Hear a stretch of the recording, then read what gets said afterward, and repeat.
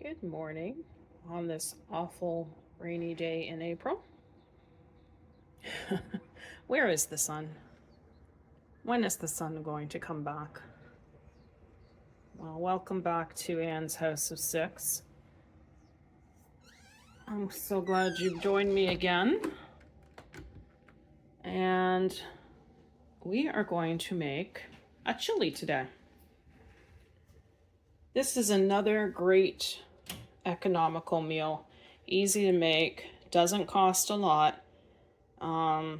So I thought I'd show you how I make mine. Actually, today I'm going to make a sweet chili con carne. I don't usually make it sweet, but I thought I'd try it out this time and see what it tastes like. So this is my usual. I usually dice up onions. I have an onion, a pepper, and about 2 cups of carrots. I do like adding carrots to either my tomato sauce or to my chili because it does give it a little bit of sweetness and you're getting your vegetables. And I happen to have about a third of a rutabaga left, so I just chop that up into small pieces. Rutabaga is pretty solid type of root vegetable, so I want to make sure that it cooks well. So I try to chop it into some smaller type of pieces. A little bit of olive oil in the pan, so that's ready to go. And then I'm going to swing my camera over here to show you. Got my garlic, and I've got my mix of spices. So I put in about 3/4 of a teaspoon of black pepper, 2 teaspoons of cumin, or cumin, however you pronounce it, a teaspoon of salt. Now I always find it's better to add as you go. So I'll put this together and then taste it later. And if you need more salt, you can always add it. It's better to add it after than to add it all at once and maybe it's too salty. And we don't use a lot of salt around here, so if something's really salty, we really seem to taste it. About 1/2 teaspoon of red pepper flakes. This I like adding to different things, to roasts, chilies, soups. It just gives it kind of a distinct sort of, a little bit of a sweet flavor as well. It's the roasted garlic and peppers. This one's really good. So I put about 2 teaspoons of that in. And then my chili powder, I put 2 teaspoons. This one's not very hot. You can get hotter, so adjust accordingly if you have a hot chili powder. And then I like the Italiano, so it's a mixture of oregano and basil and pepper in it. I put 1.5 tablespoons. Now the recipe I'm following today, because I'm using a different recipe for the sweet chili, calls for 2 tablespoons. I kind of thought that was a little bit too much, so I did 1.5 tablespoons. And that's it. So I'm going to start cooking here, and then I'll come back and show you when we're putting it all together. Okay, so I did the vegetables. I do them for cook them for about 10 minutes just so they soften up, and add the garlic while I'm cooking it. Now I'm doing the ground beef. I just want to mention, we get the large package at Costco of ground beef. So we split it up into 3. So we usually get 3 meals out of it. So I use the Ziploc bags to freeze it. But I just want to mention, and I know this is gross, but I've heard other people, because I've asked them if they have the same problem, and we were getting, in the summertime, like in the heat, we were getting flies at our front window every day. And we couldn't figure out why. We were going all over the house to see, I just gotta stir this, to see what was happening, if they were making a nest somewhere, what was happening. And I finally figured out that when we had meat, I was just putting the styrofoam tray right in the garbage. And our garbage only gets picked up every 2 weeks. And we have a large garbage can, so you know, it tends to stay there for a week and a half before we have to take the bag out.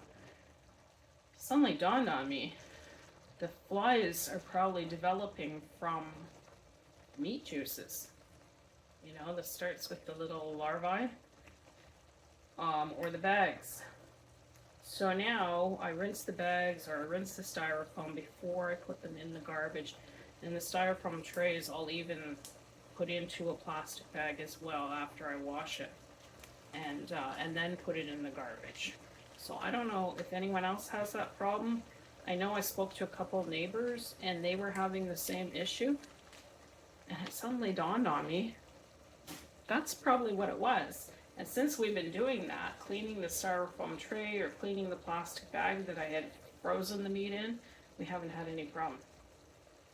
Took me a while, but I finally figured it out. So, let me know if you've ever had that problem. And if you feel it's from the same thing. I know we haven't had any more since we've been doing that. And kind of have to get after everybody to make sure they do clean the tray or the bag that the meat is in. Okay, so I'm browning the meat, and I'm going to take the fat off now, and then we'll put this all together. So I'm using my crock pot today. I've had this for 35 years. The same crock pot, and it still works, and it's great. And I'm afraid when it finally breaks down, one handle has come off already, but it has a glass lid. And anytime I've looked at them in the store now, they have plastic lids, which I'm sure is fine, but I want my glass lid. It works better, I think. That's just me. Okay, so I'm going to drain the fat.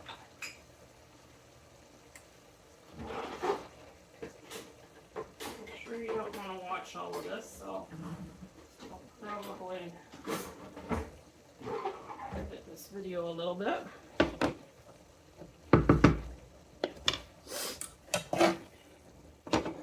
I noticed the last video I made with the soup, the caldo verde, I was banging the wooden spoon on the pot quite a bit, and I thought, oh, that is so annoying. So I'm trying not to do that here.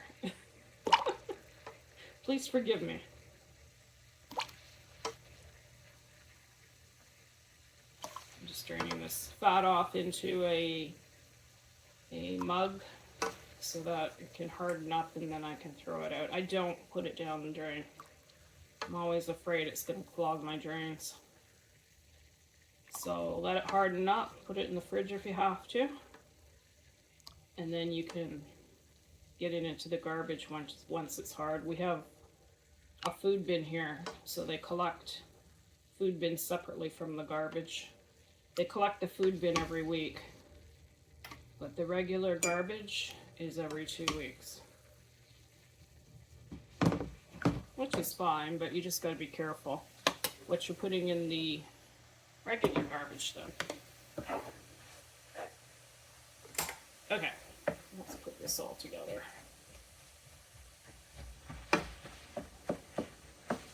Let's chop the meat a little bit more. There I go, banging the spoon again. I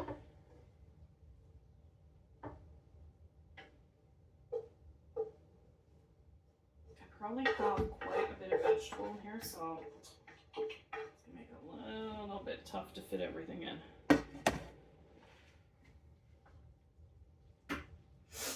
So we have all our spices that I showed you. I don't know if you can see that. So they're all going in. I like mixing them around when everything just first comes off the stove. A little bit more aroma.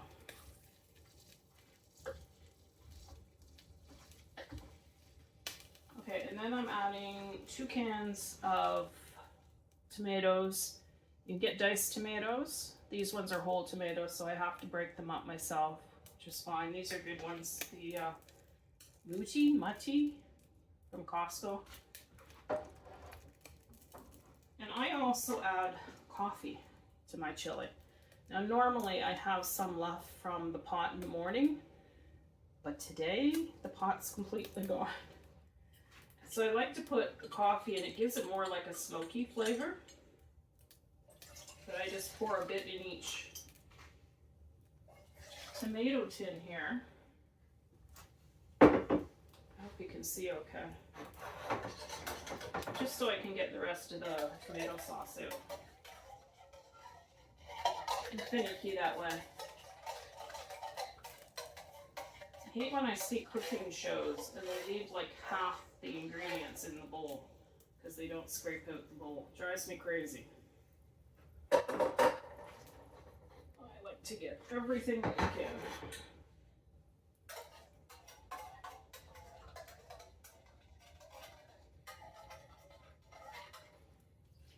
So that's about probably 6 ounces of coffee. Not a lot. And the rest of my tomatoes that I've chopped up.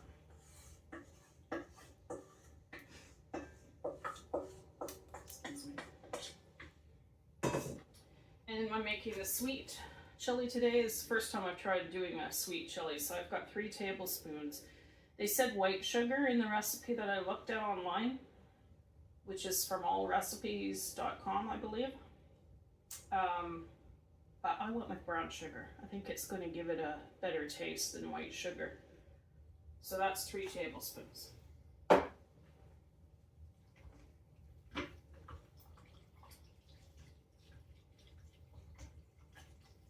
So I'm going to get my beans ready, drain my beans, and I'll show you what this looks like before I turn the crock pot on. Okay, so I added 2 cans of kidney beans and a can of black beans. I like the black beans in it, it's really good. You put whatever beans you like, whatever you like in your chili, you put in. So we're going to stir that all up, and this is going to be quite a full crock pot. Now this would easily feed all 6 of us, and some usually with leftovers too.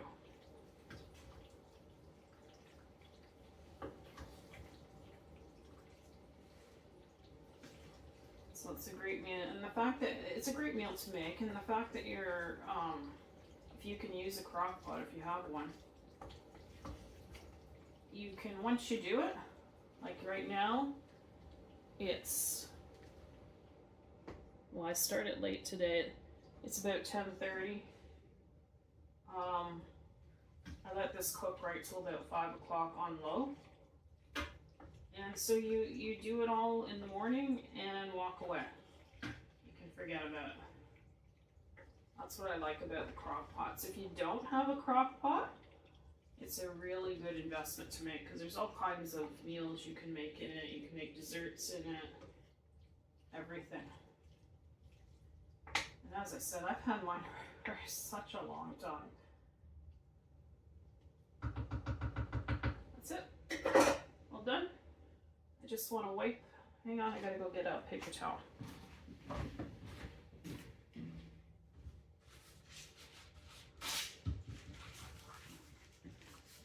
Now I did say, remember I said no paper towels? Well, we buy these really industrial type brown ones once in a while just to have around to keep, we really need them. But usually I'll just use a cloth to go around, but I don't want to gross you out. Lid on, and as I said, I'm going to put that on low, and it'll cook till about 5 o'clock, when we usually eat dinner around 5:30, and that's it, all done. You don't have to worry about dinner. I meant to show you the final product of the chili that I made, and when dinner time came and everybody was in getting a bowl of chili, I totally forgot, so I apologize for that. I just wanted to say it's a really economical meal to make. Um, and that's what I've been trying to show you in these last two videos of dinners that you can make that feed a lot of people but are cheaper to make. And you don't have to use a lean ground beef even. You could go for a cheaper package, because you're draining the fat out of the meat after you cook it anyway. So I'm going to try to itemize what it cost me to make that as much as I can, and just to give you an idea of what it would cost to make. And as I said, that crock pot of chili feeds all 6 of us plus. So we always have leftovers for at least maybe 3 more meals, maybe more than that actually, depending how much everybody eats. And you know, I usually put a little bit of crusty bread with it. You don't have to. Sometimes we've made just some white rice with it, and we just put the chili on top of the white rice. The next day, you could warm up a small bowl of chili and put a fried egg on top. That makes a good breakfast too. So I hope you enjoyed it. I hope you'll like and subscribe. And I'd love some comments just to let me know if this is any type of content that you want to see, or you're bored by it, or you're enjoying it. I would love to know, because then I can, you know, I want to improve on the channel, and I want to be able to bring you some really good content. So let me know. I'd love to hear from you. And I hope you enjoyed it, and I hope you'll try the chili. It's really, really easy to make. And we'll see you next time.